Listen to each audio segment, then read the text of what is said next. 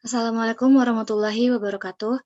Saya Farah Fadilah, nomor BP 17 1102 1027 dari kelas 4B D4 Akuntansi Politeknik Negeri Padang akan mempresentasikan materi perkuliahan Etika Bisnis dan Profesi dengan topik Ethical Leadership. Berikut topik bahasan yang akan saya presentasikan, yaitu sejumlah 10 topik bahasan. Langsung saja yang pertama kepada topik terkait Defining Ethical Leadership. Kepemimpinan adalah kemampuan atau otoritas untuk membimbing dan mengarahkan orang lain menuju suatu tujuan. Kepemimpinan etis menciptakan budaya etis. Manajer puncak itu memberikan cetak biru untuk budaya perusahaan. Kepemimpinan memiliki dampak signifikan pada pengambilan keputusan etis karena pemimpin memiliki kekuatan untuk memotivasi orang lain dan menegakkan norma, kebijakan, serta sudut pandang organisasi.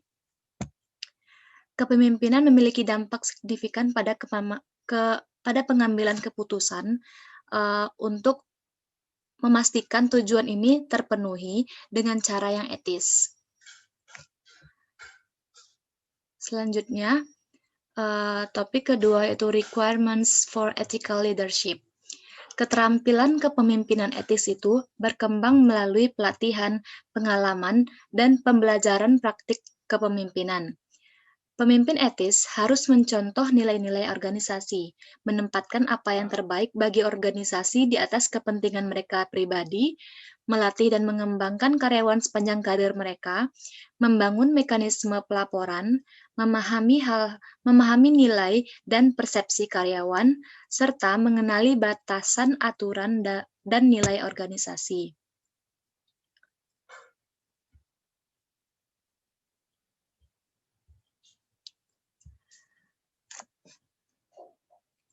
Terdapat 7 kebiasaan pemimpin etis yang kuat. Yang pertama itu pemimpin yang beretika memiliki karakter pribadi yang kuat. Yang kedua, pemimpin yang beretika itu memiliki hasrat untuk melakukan yang benar. Yang ketiga, pemimpin yang beretika adalah proaktif. Yang ketujuh, pemimpin yang etis mempertimbangkan kepentingan semua pemangku kepentingan. Yang kelima, pemimpin yang beretika itu adalah panutan bagi nilai-nilai organisasi. Yang keenam, pemimpin yang etis itu transparan dan terlibat aktif dalam pengambilan keputusan, serta yang terakhir, pemimpin etis itu mengambil pandangan holistik budaya etis perusahaan. Pemimpin etis itu harus berpegang teguh pada prinsip mereka dan jika perlu meninggalkan organisasi jika sistem tata kelola perusahaan sangat cacat, sehingga tidak mungkin untuk membuat pilihan yang tepat. Selanjutnya, benefits of ethical leadership. Kepemimpinan etis itu memiliki dampak langsung pada budaya perusahaan. Para pemimpin etis mengkomunikasikan dan memantau nilai-nilai organisasi, memastikan bahwa karyawan memahami tujuan dan memiliki keyakinan terhadap perusahaan, serta mereka juga memberikan motivasi budaya untuk perilaku etis, seperti sistem penghargaan untuk perilaku etis dan pengambilan keputusan. Kepemimpinan yang etis itu juga dapat menyebabkan kepuasan karyawan dan komitmen karyawan yang lebih tinggi. Penelitian menunjukkan bahwa karyawan suka bekerja untuk perusahaan yang beretika dan kecil kemungkinannya untuk meninggalkan organisasi tersebut. Faktor-faktor ini diterjemahkan ke dalam penghematan biaya yang signifikan bagi perusahaan dan berfungsi untuk meningkatkan produktivitas karyawan. Kepemimpinan etis ini adalah persyaratan dasar untuk mempengaruhi penilaian pasar jangka panjang perusahaan. Ada hubungan positif antara komitmen etis karyawan dan penilaian perusahaan di pasar saham. Selanjutnya,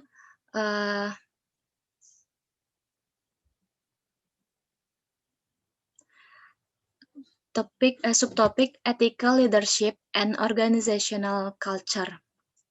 Dimensi etika itu tergantung pada bagaimana pemimpin perusahaan mempengaruhi budaya. Para pemimpin etis umumnya mengadopsi salah satu dari dua pendekatan kepemimpinan, yaitu ada pendekatan berbasis kepatuhan dan ada pendekatan yang berbasis integritas. Yang berbasis kepatuhan ini, perusahaan itu menekankan kepatuhan pada aturan dan peraturan dan menetapkan proses untuk memastikan kepatuhan. Yang kedua, berbasis integritas, yaitu perusahaan meminta pertanggungjawaban karyawan untuk mempraktikkan perilaku etis dan praktik inti. Oleh karena itu, pemimpin harus membangun sistem komunikasi yang baik untuk memberitahu karyawan tentang aktivitas perusahaan dan mendorong mereka untuk melaporkan kekhawatiran kepada para pemimpin perusahaan.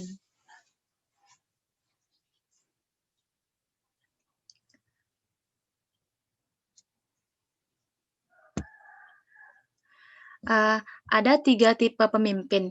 Yang pertama, ada pemimpin yang tidak etis. Pemimpin yang tidak etis biasanya itu egosentris dan sering melakukan apa saja untuk mencapai tujuannya dan dirinya sendiri. Pemimpin yang tidak etis ini menganggap kode etik, peraturan perusahaan, dan standar industri itu sebagai opsional. Pembenaran yang digunakan untuk melanggar hukum dan aturan biasanya adalah melakukan hal itu untuk memberikan manfaat yang lebih besar. Yang kedua ada pemimpin apatis. Pemimpin apatis ini tidak selalu tidak etis, tetapi mereka tidak peduli dengan etika di dalam sebuah perusahaan. Pemimpin ini tidak mendengarkan karyawan dan tidak berkomunikasi dengan baik. Selanjutnya ada pemimpin etis. Pemimpin etis ini memastikan karyawan berada pada prinsip dan panduan perusahaan dengan sangat baik dan memiliki komunikasi dan hubungan dengan karyawan juga yang dengan baik. Selanjutnya ada managing ethical conflicts. Konflik etika terjadi ketika ada dua atau lebih posisi pada keputusan etis. Melatih karyawan untuk mengenali dan menyelesaikan konflik dapat mencegah karyawan menjadi korban perilaku yang meragukan seperti intimidasi. Karyawan dapat memilih untuk mendekati situasi konflik dengan salah satu dari 5 cara, yaitu bisa mengabaikan masalah, menghadapi orang lain, melaporkan konflik kepada manajemen, menggunakan hotline, atau terlibat dalam whistleblowing eksternal.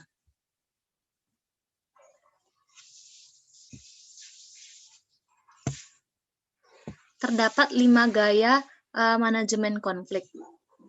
Yang pertama yaitu bersaing. Yang kedua menghindari. Yang ketiga ada mengakomodasi. Dan yang keempat ada berkompromi.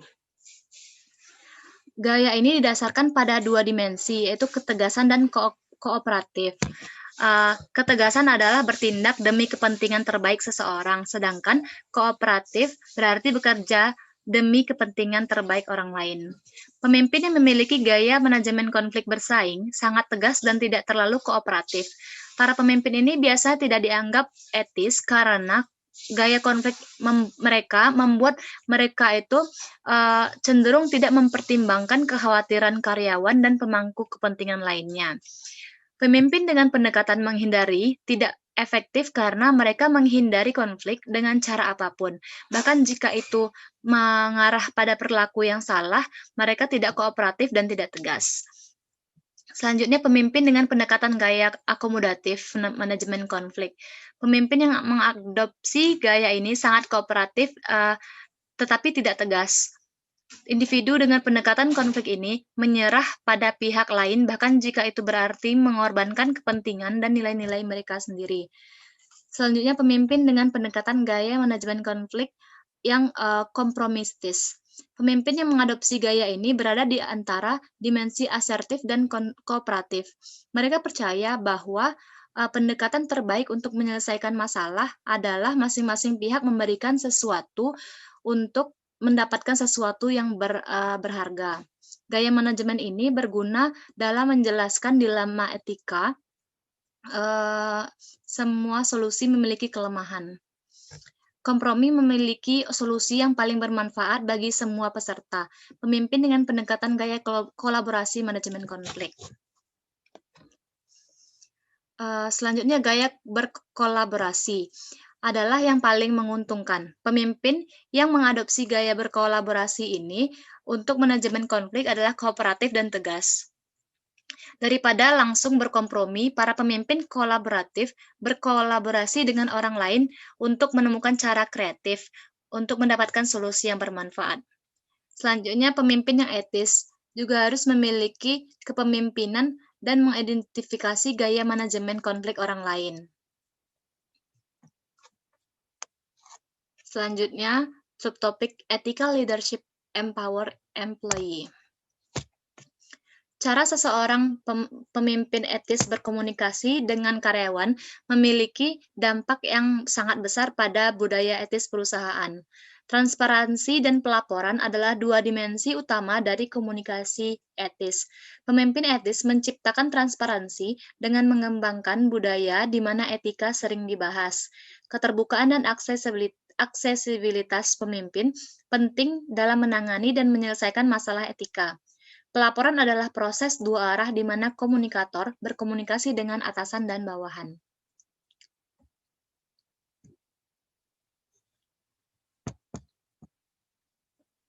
Terdapat 4 kategori komunikasi. Yang pertama, ada komunikasi interpersonal, komunikasi kecil, nonverbal, dan juga mendengarkan. Komunikasi interpersonal adalah bentuk komunikasi yang paling terkenal dan terjadi ketika dua orang atau lebih berinteraksi satu sama lain. Komunikasi interpersonal memberikan kesempatan intim bagi pemimpin etis untuk menerima dan mengeluarkan informasi. Komunikasi kelompok kecil berkembang dalam organisasi. Dengan demikian, jenis komunikasi ini menjadi semakin penting untuk pengambilan keputusan etis. Saat ini, banyak keputusan etis organisasi dibuat dalam tim, dan keputusan ini berdampak pada keberhasilan perusahaan. Komunikasi nonverbal adalah komunikasi yang diucapkan melalui tindakan, bahasa tubuh, ekspresi, atau bentuk komunikasi lain yang tidak tertulis atau lisan. Selanjutnya, mendengarkan. Mendengarkan ini melibatkan memperhatikan perilaku verbal dan nonverbal. Mendengarkan sama pentingnya dengan berbicara. Jika salah satu pihak yang berdialog tidak mendengarkan, komunikasi juga tidak akan efektif.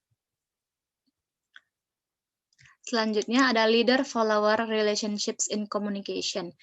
Pemimpin dan pengikut berbagi visi, harapan etis, dan tujuan yang sama untuk perusahaan. Komunikasi yang menggabungkan rasa hormat, mendengarkan, dan umpan balik dapat menciptakan komunikasi yang saling menguntungkan. Pemimpin harus mengambil sikap proaktif terhadap komunikasi nilai-nilai etika, harapan, dan perhatian.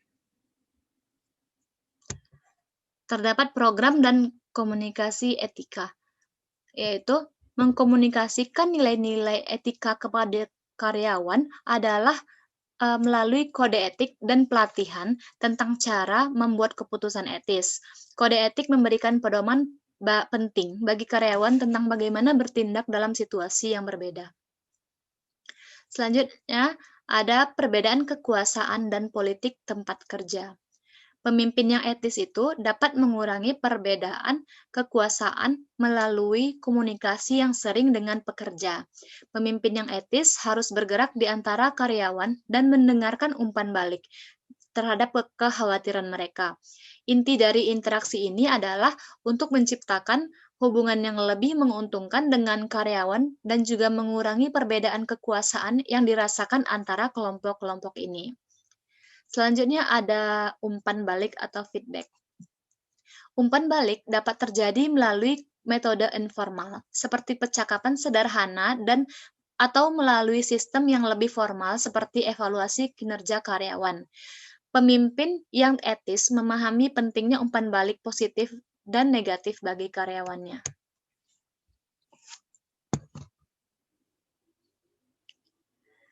Yang selanjutnya ada leadership styles influence ethical decisions. Terdapat 6 gaya kepemimpinan yang berbasis kecerdasan emosional menurut Goleman.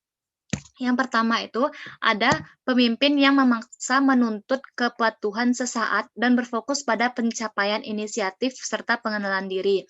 Meskipun gaya ini bisa sangat efektif selama masa krisis atau selama perputaran, sebaiknya menciptakan iklim negatif untuk kinerja organisasi. Yang kedua ada pemimpin yang berwibawa. Dianggap sebagai salah satu gaya yang paling efektif, yaitu mengilhami karyawan untuk mengikuti sebuah visi, memfasilitasi perusahaan, dan menciptakan iklim kinerja yang sangat positif. Yang ketiga ada pemimpin afiliatif, itu menghargai orang, emosi mereka, dan kebutuhan mereka, dan mengandalkan persahabatan serta kepercayaan untuk mempromosikan fleksibilitas, inovasi, serta pengambilan risiko. Yang keempat ada pemimpin yang demokratis, yaitu mengandalkan partisipasi dan kerja tim untuk mencapai keputusan. Yang kelima ada pemimpin penentu kecepatan, yaitu dapat menciptakan iklim negatif karena standar tinggi yang dia tetapkan. Gaya ini bekerja paling baik untuk mencapai hasil cepat dari individu yang bermotivasi tinggi serta menghargai pencapaian dan mengambil inisiatif. Selanjutnya ada pemimpin pembinaan, yaitu dia membangun iklim positif dengan mengembangkan keterampilan untuk mendorong kesuksesan jangka panjang. Para pemimpin yang paling sukses tidak tergantung pada satu gaya, tetapi dia mampu mengubah teknik mereka berdasarkan karakteristik situasi. Gaya yang berbeda efektif dalam mengembangkan budaya etis, di mana tergantung pada penilaian pemimpin. Cara lain dalam mempertimbangkan gaya kepemimpinan adalah dengan mengklasifikasikannya sebagai transaksional atau transformal.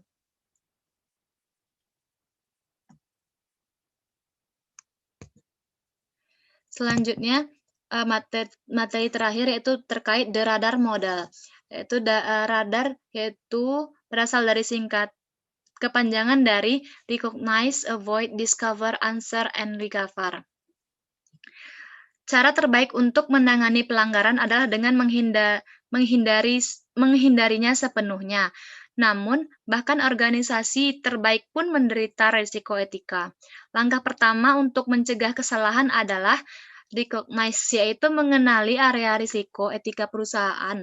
Selanjutnya, pemimpin etis harus mengembangkan kebijakan dan prosedur untuk mendeteksi serta menghindari kesalahan.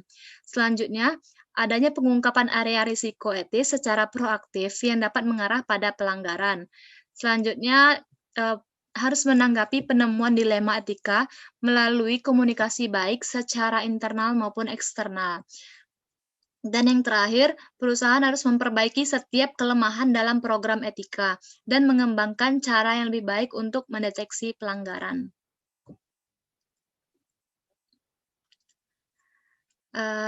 Cukup sekian yang dapat saya presentasikan. Lebih dan kurang saya mohon maaf. Assalamualaikum warahmatullahi wabarakatuh.